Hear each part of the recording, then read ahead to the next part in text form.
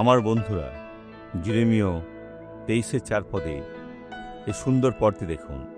আর আমি তাহাদের উপরে এমন পালকগণকে নিযুক্ত করিব, যাহারা তাহাদিওকে চড়াইবে। তখন তাহারা আর ভীত কি নিরাশ হইবে না, এবং কেহ নিরুদ্দেশ হইবে না, ইয়া সদাপ্রভু কহেন। এই পালক কি আজ রয়েছে? তারা তার দাসগণ মেষদের চড়াবে।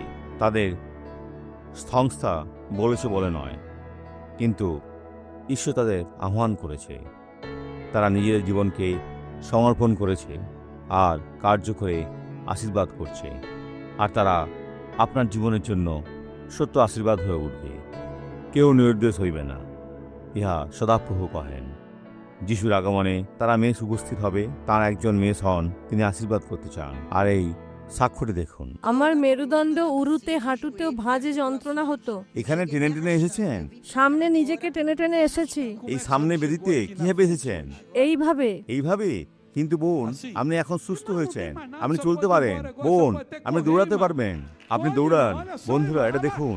বোন, আপনি দৌড়ান, দৌড়াতে থাকুন। আপনি সুস্থ হয়েছেন।